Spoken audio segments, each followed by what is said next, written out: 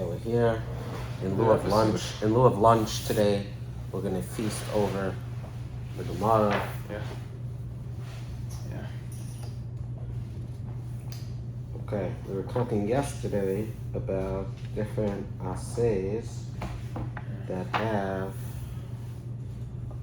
that are fixing a lois assay. So we're on Daf Tzayin Amud Beis in Makkos.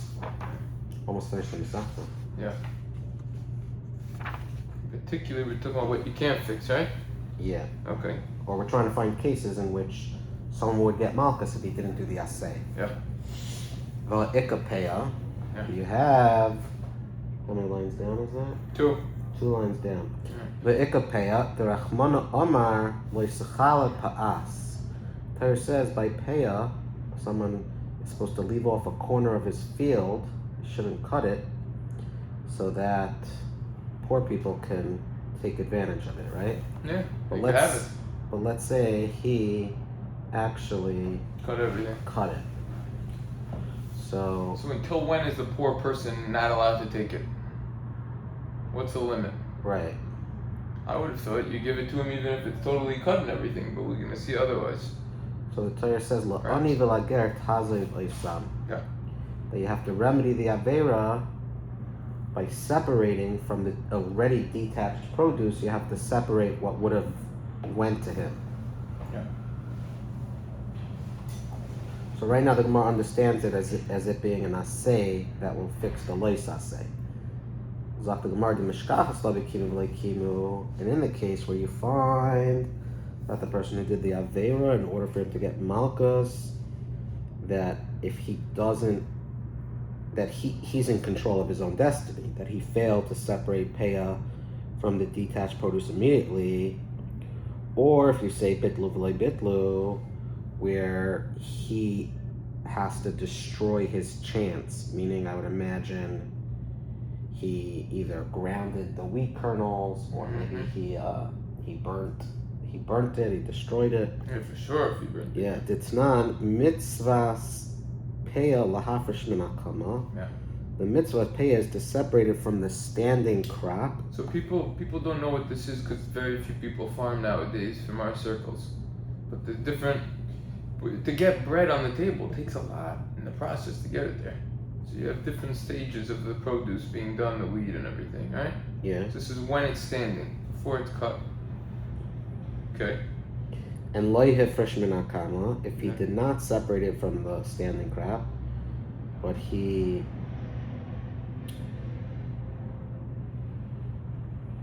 guess he cut it. That's right. That's what happened. He cut it. Mafresh min ha'omarin, and he has to separate it from the sheaves that come about after cutting. Like hifresh min ha'omarin, but if he didn't separate it they from translate the it as sheaves? Yeah. I would. Okay. All right. Mafresh min hakri ad shlei merach. He must separate it from the pile of kernels as long as he has not smoothed it. Okay. I remember I like translating as bundles. Bundles, yeah. And then piles from the pile, yeah. Okay. Piles. So these are different steps in the agricultural process of turning it into bread. It gets closer. So this smoothing of the pile is called meruah. Yeah, this is incredibly significant from a halachic perspective in the halachas of agriculture. Seder Zerayim. Yeah. And once it's smooth, that's when Meiser kicks in. Mm-hmm. That's right. So if he didn't separate it from the sheaves, Meiser, of course, is 10% to the Levi, right? Okay. After the Truma, which is 2% to the Kohen. Okay. Mafresh min hakri ad shlei merach. He separates it from the pile of kernels, as long as he didn't smooth it. But merchai, once he smoothed it, Meiser v'noisim, he has to give a tenth to the Levi. Hmm. Yeah? Yeah. And then he gives peya to the poor person. But it's after the 10%.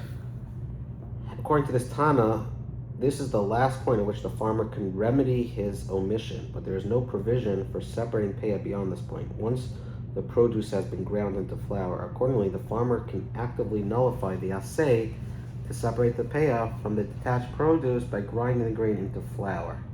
So why does Rabbi Yochanan not count this case in which, whether you say kimu v'lei kimu, bitlu v'lei bitlu, you're going to be chayav Makkos? That's the question, yeah.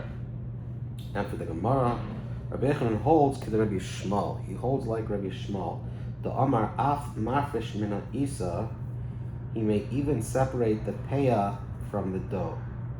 Shmuel rules that the assay to separate the peah must be fulfilled even if it's already made into flour or dough, or even baked bread, it says in parentheses. Yep. So therefore, according to Rabbi Yochanan, who says bitlu v'lei bitlu, by the way, he holds like Rabbi Shmuel that says in mafresh mina isa, that even if it's separate, you still. But what if he ate it? Nothing doing. But that's bittul. Correct. So that works. I Correct. could have a case of Makkos. Correct. Or it destroyed it regardless. Yeah. Maybe so. Now I'm mishkachas like. Oh, I was mechaber. I didn't even see that. You see, Rabbi Isai, when you're one heartbeat with the Torah, it's. By the way, in Eretz Yisrael is something with no Moshe that was taken. You do it on the spot. Challah also you could do it on all these things. Challah? Yeah, all these things it wasn't taken before. They do. Oh, that's why they Just separate. take it after. That's why they separate. The Challah challah, separated, yeah. in case someone didn't already do it. No, but they burn it. No, at Rosh Hashanah. That's by Rosh Hashanah, but let's say it wasn't done. So until when could it be done? It becomes relevant not just by payah, but it becomes very relevant by, let's say a person has produce and they know that Truma and Meiser wasn't taken and it was grown in Israel. So you could separate before you eat it. Questions, when's the last time you could separate? Challah, all these things. Comes up. What's this mitzvah of Rosh Hashanah? Why do we do it? Yeah. There's a lot of deep reasons behind it. No, but Actually, it's a deraisa. it's a discussion. There's a pasuk that says about it, so it could very well be the brachos could be derabanan, but there's a lot of depth that has to do with challah, chava. Chava, Afrosh's Chava? Yeah, and it has to do with Afrosh's Chava, because she came out of It Adam. goes Was back, Afrosh's Adam. There's a lot of deep ideas. I actually gave a small shir in Rabbi Forest call many years ago. How what? No, why do we separate challah? Some deep ideas that how Adam and Chava, how he was the challah of the world, the medrash. I think it's a medrash Tanchuma off the top of my head. What does that mean? He was the challah of the world. Adam was created from the ground, so he was needed, so to say, by Hashem. Chava caused Adam to sin, and therefore, in order to rectify that, to remedy that, to fix that, Yeah. so all women have to separate challah.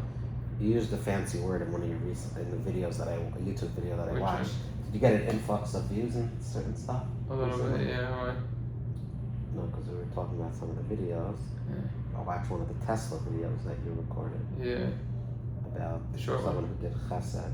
yeah, the short one. But Yeah. no, you used a fancy word in your Kilowatts. No, it wasn't on the Tesla video necessarily, but I forgot. Oh. You used it in passing. It wasn't. It was just like part of your vocabulary. Yeah. Rabbi Shmuel Nami Mishkachas La Da'achalisa.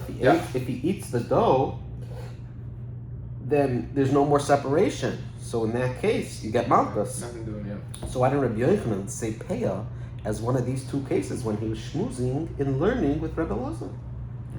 Rather, when Yochanan said that we find no cases of getting Malkas for doing a bittul except for the case of Shluch HaKan and the other case of Inus, he's also referring to Add Peah. this to the list, yeah. Oh, sorry. When he says Zois V'Oidacheres, he's not talking about Inus. He's talking about Shluch HaKan and Pay. Peah. Aval Inus, like. Yeah, that's But he's not referring to Inus. Because when did we say that? Remember we said Bittul is Chal when he does it Al Das Rabim, and there's no Hafara according to that Manda Omar Lidvar Harashos. One, when the Shvua, the person making the Shvua, wishes to annul the Shvua for an optional purposes. That is, the Shvua prevents him only from engaging in some optional activity. We were talking about this in Rashi Toisvis yesterday's video, but this idea that he's going to prevent himself from being machzir grushasai yesh loy hafara ki hadahu makre darkade the hava pasha binuke, as in the case of a certain school teacher who mistreated the children by giving them more than necessary. Adre Rav Acha. Rav Acha made him take a shvua not to teach any children anymore. Adre Ravina, but Ravina said, I'm being made for the neder, and put him back as a school teacher to late ishtakach the doyek vase, because none can be found who was precise as he. He was a very good teacher. So Ravina was made for the neder that was made al das rabim to allow for the mitzvah of teaching the children. Now, of course, I'm sure Ravina told him that you better not hit them more than necessary. So similarly, the oinus who made a shvua al das rabim and seemingly was mevatel diaseh, you can't do that because you could taka have hafara. Now, my father once walked into his Rebbe during recess into the classroom, and the Rebbe was in the closet putting on tefillin. Later in the day, whatever it was. Probably Rabbi Chassidish. But the Rebbe gave my father a big beating. I think he told us to me like a year. Yeah. And my father said, Dad, let's go. He's like, no, I'm Michael him. Because the Rebbe was embarrassed. Right, he probably wasn't supposed to come in. Right, and then poor kid came in. Right. And my father, there's a lot of discussion about the whole, So the school teacher, he there's definitely child abuse. There's definitely something called child abuse, but there's definitely something called chutzpah. The kids nowadays, they're much more. They have no shame nowadays. How we admonish them is also changed. Correct. Meaning hitting is not necessarily not accepted. Not only is it not accepted, I don't know if it would be as effective. Depends how a person It might be traumatized. It might traumatize them in today's most say pushy society. Yeah. Most say, but sometimes it can be. Sometimes if it's needed, kids go on. There was a Rabbi, became a big gadol. I forgot who it was, and he said, did your father ever hit you? He said, he hit me one time. Like he was yaitzer, like when I'm done. And it left a ration on me, and that's why I am who I am. Yeah. But now obviously, also the idea of hitting when it's mentioned, it has to be done not at b'shas kas. It has to truly be done in a way that's constructive. It's called kas chitzoini. You want to show on the outside that you're angry, but internally you shouldn't be angry. You should go into a room and calm down, so that mentally you're in the right space. Yeah, maybe you do it later, not then. The whole discussion. But nowadays, parents, they gotta get control of their kids. They got in the shul the other night during Ma'ariv. The kids are coming in. No one's watching them. There's a simcha in the shul. The parents are. Who's watching? They're making noise. There's 100 people over there. They're in the women's section. No one's up there. Disturbing the whole thing. Who's watching them? It's ridiculous. They say don't send your children to shul if you're not 100%. They're there because there's a simcha anyways in the hall. They daven. They made it earlier Shabbos. Now it's the last minute. Parents have responsibility. You can't just let your kids run wild. That was always so fun when you went to like the yeshiva for a simcha, and you were able to like go into the gym or the auditorium into the classrooms and that's where they belong. That was exciting. That's where they belong. Not in the shul during davening, making noise. One thing to be in the shul, it's another thing to make noise. Okay, so that's why. Yeah, that's the end of this sugya. Wow, that was a great sugya. This was very long. This is probably the toughest one in the Masechta, just because it's also very long. This end was not the toughest. It was tough before when we were doing Maseh and the Leislaseh. But this was very geschmack. Put Tezayin, Daf Tezayin in Makkos in one of my favorite dafim in Shas, Rabbi Zai. Where did the sugya start? Yud Daled? I think before that. Yud Daled. Yeah? Yud Daled, Amud Beis. So this is a 2-daf sugya. Well, it's a lot. I guess we also had Azhara, right? Would you say at the Azhara conversation? Yeah. It all leads one into the other. But now we are going to talk about the part of the Mishnah that says That's not good. Malchus is given to someone who eats the meat of animals that they weren't shechted properly, or the meat of animals that had a fatal defect, or if someone eats shkatzim or masim, abominable things, or crawling things. Today we have to be very careful. Rabbi Eli Stefansky, I was listening to him when he was giving share on this. He was saying that he bumped into somebody, a yid who wasn't necessarily familiar with all the ins and outs of even the obvious ones of what's a loisa say.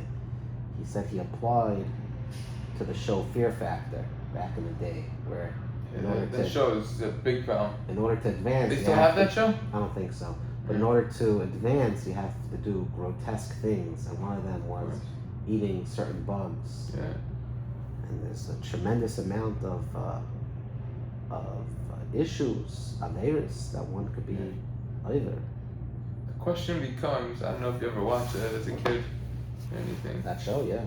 The question becomes, I mean, first of all, bugs have protein, but that doesn't mean we're allowed to eat them. But no. The question is, let's say you have to do other things, such as swimming with bugs or something like that. Is that a prohibition? Because it might go into your mouth. No. You know for sure it's not going to go in your mouth. Is it prohibited though to do other things that are considered disgusting? Right?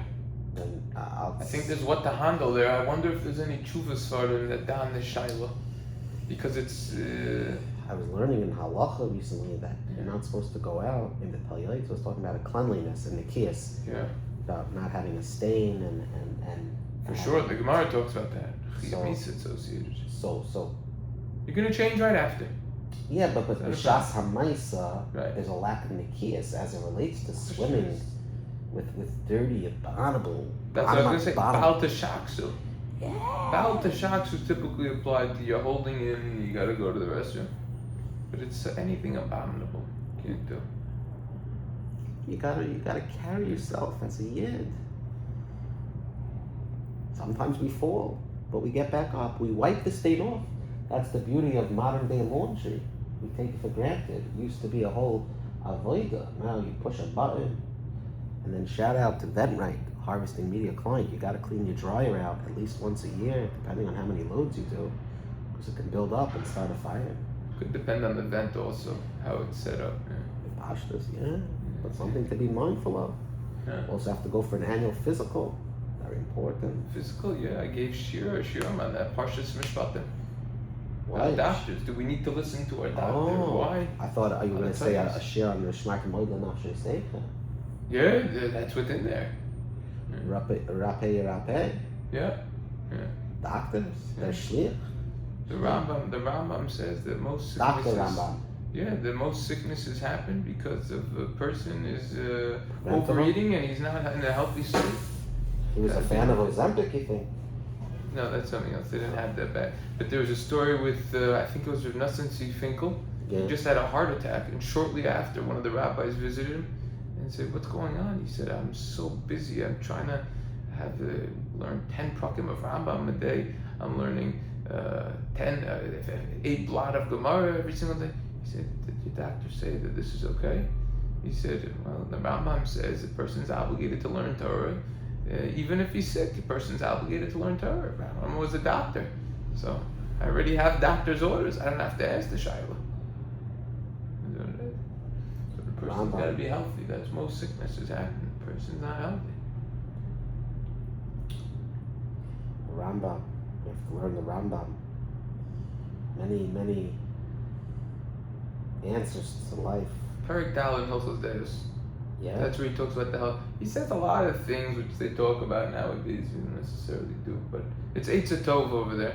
You ever learn Hilchos Deus? Not Perik Daled. You go through it. It's a very nice perik. I still have to learn Kedushin Chavtas, Amud Aleph. Why? You told me to learn it. Maybe swimming. Swimming, it talks about the Yeshama. Oh, it's my mother. In Yana Diyama. Yeah, during the summer. But never swim alone. That's an Ishmak more than Nafshe Sefer. 100%. Your mother's a swim teacher? No, but she wants my kids to have the swimming lessons. Oh yeah. My wife's a very big proponent. Even if they cry in the beginning, it's good to have. They get not an obligation. What does the Gemara say? There's an opinion who holds that you have to. I don't think it makes its way into Torah Shulchan Aruch, to my knowledge anywhere. Is it taught? Is it a conversation they're handling teaching your son a skill? Is that the same? That's where it is. Teaching you, for sure, he's got to know a skill. That's basics. Why? Because if he otherwise he'll doesn't- become a robber. He'll steal. You're Yeah. setting him up for failure. It's failure, and he's going to do nothing all day. That's a big problem nowadays. People, they're collecting all these things. They do nothing all day. It's a very bad mental state. Saying collecting is a last resort. It shouldn't be. The person needs to collect, they need to collect. I'm talking about people who are just sitting around all day. They're not doing anything. They're just getting money with the food stamps and with all the Medicaid, all that stuff. Look, if a person cannot work, then they should do that. But if they could, they should not be doing that. Because what are you going to do when you sit around all day? Abatalam maybe lidei shimum. It says in Ksubas that just doing nothing all day brings to a bad mental state. So everyone's always got to be doing something. They're just going to end up smoking weed all day, drinking, who knows, other drugs. Those are segue drugs, and not going to be good. Moshe late. Yeah, not going to be good. Not going to be good. You have to be productive members of society. That's right. Yosef is described as a Ish Sayed, and Uncleus, if I'm not mistaken, says he's an Ish Batel.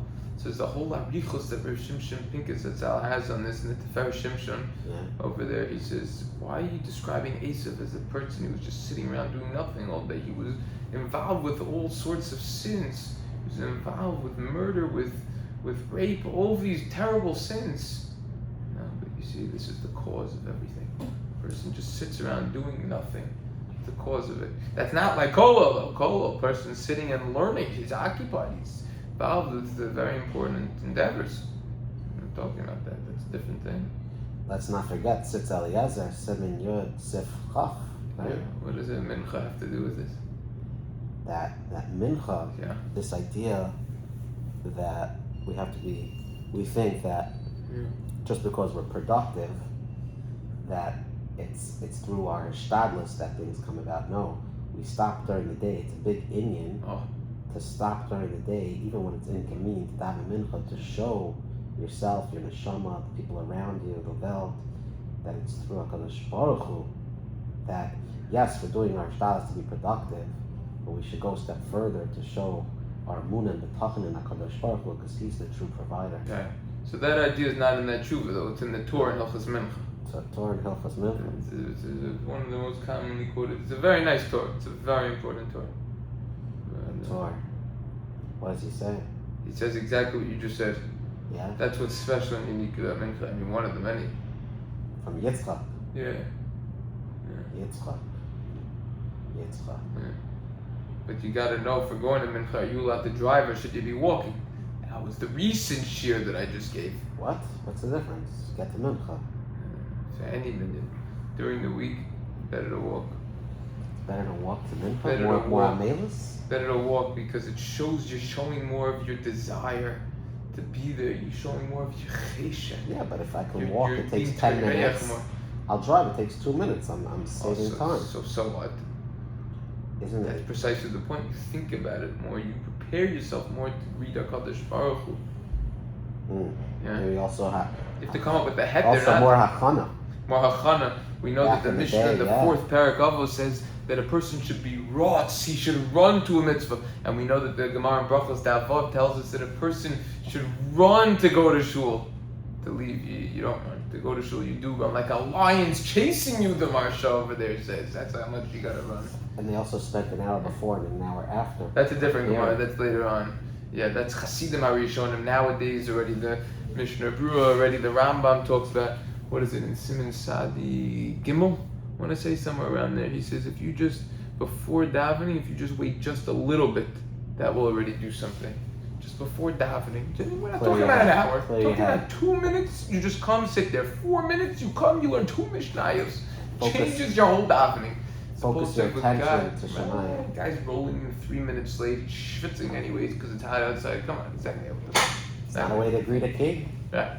My friend's father, Rabbi Yehuda Schneider, his father, Reb Henoch, he wears a tie. I told you maybe once. Yeah. He wears a tie to every tefillah. Yeah.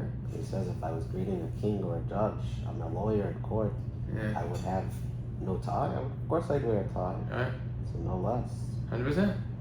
100%. But by the way, that idea of if it's going to take time by driving and if you have to go somewhere later, so in the Shailos and Shuvas Betzel HaChachma, he's actually Makil. He says in that case, you could straight up drive to shul to go somewhere after. Oh, you have to go. Because then you're gonna shorten your davening.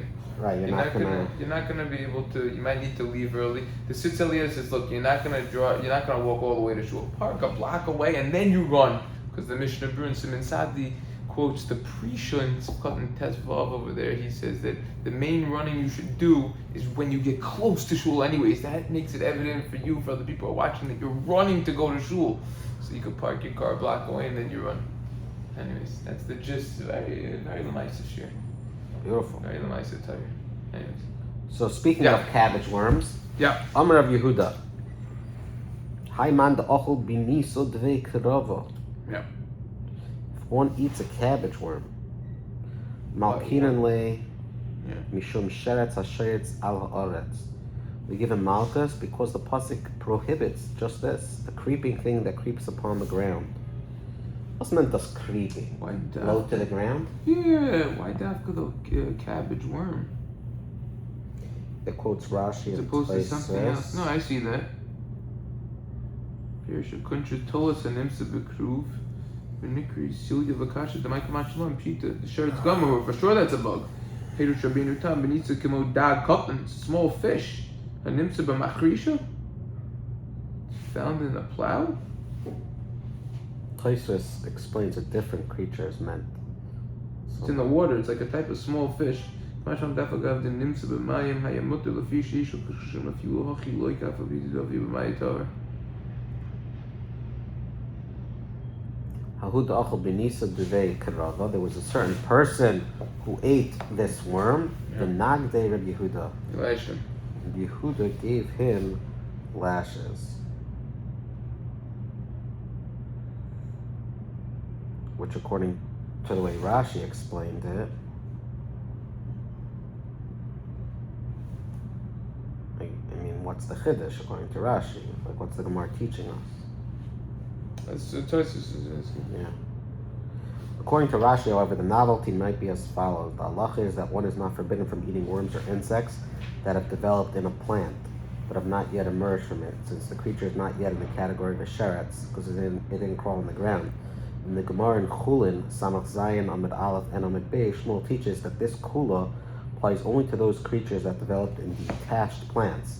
But insects or worms that develop and crawl in an attached plant are considered to have crept upon the ground, even without emerging from the plant, since the attached plant is an extension of the ground. The cabbage worm discussed here by Rabbi Yehuda is a worm that develops in an attached cabbage. Since Shmuel's ruling may not be universally accepted, Rabbi Yehuda teaches us that the halacha follows his teacher Shmuel, and furthermore that the stringency is a definite biblical prohibition for which one is liable to malchus. Amar Baye. I don't think it needs to be in cabbage, though. I mean, obviously other bugs that aren't in cabbage are an issue. Mm-hmm. Right? Yeah. Cabbage is just an example.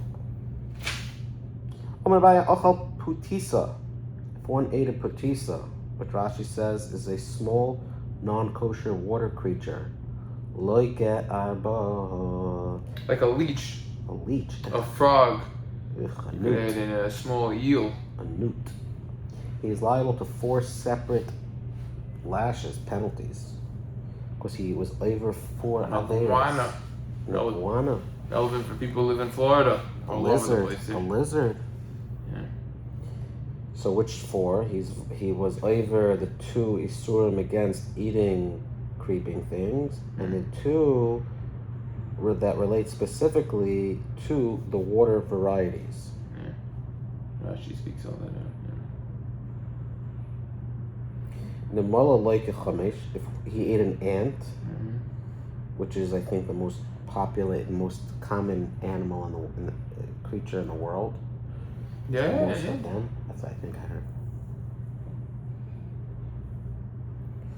Could be. They mamish build.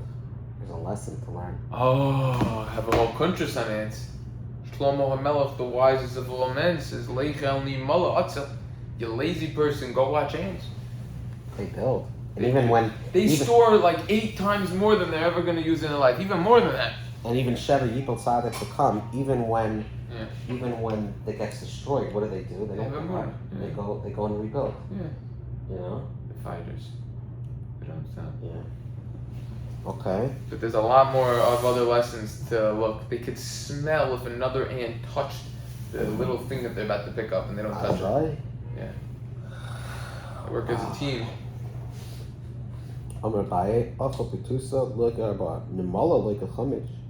He gets 5. Because of the psukim that Aser eating a creeping creature that creeps upon the ground. And there are 3, so the 2 for Shratzim, and the 3 that Rashi says apply specifically to the land variety. Tzira like a sheish. If he eats a hornet, like the Charlotte Hornets, the basketball team, he is over 6 separate lashes penalties. What does that mean? 6 times 39? Like What do you mean? How many? When someone gets Makkos, how many do they get? It says you get 6. 6 different Makkos packages. I don't think so. I don't think it's 6 lashes. No, it's talking about the negative commandments that you get. Yeah, but what's the over for each one? When someone's over 6 1. negative commandments. Yeah, but I think it's 6 separate lashing penalties. Oh, I don't know about that. That it's cumulative. I don't know about but that. if someone's over 1 Avera that gets Makkos, how many different whips does he get? How many different lashes? Just once. 39 usually. 39, right? Yeah. So I thought here it was 39 times 6. I don't know if it is. I don't think so. Mishum sheretz ha'oif, because of the pasuk that Aser is eating creeping things that fly. So he gets 5 from the ant and then 1 because it has wings. It is over. I'm gonna have to get lunch now. Yeah. Late lunch. Yeah, it's really breakfast. I had a late breakfast. Right. Shkoyach. Closing remarks. What do we have for the island? Marks? Closing remarks. Is there an island that's still here? My brother Yitzi tends to watch them. Oh yeah? He messages me different things. Yeah. He'll probably answer whether or not it's separate lashes or multiple. Closing remarks?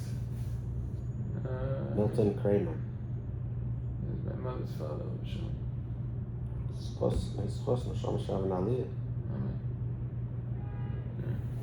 That was I put up all the sources 40 minutes shir. Of what? The driving to shul. Oh. I gave that shir in addition to what I put up in a small little morning chapura at Shari Tefillah between Mincha and Ma'ariv, twice, 2 different nights because it's only 7 minutes shir, and one also in the white shul all last week. I don't know, I was feeling it. I think the Olam really liked it. There's a lot of comments. Yeah. When you're speaking in front of 40 people and a couple people pipe up to add comments or questions, Mm-hmm. It's a good sign. yeah, exactly. It's a good sign. Good sign. Everyone's invested. Yeah. Shkoyach. Yeah.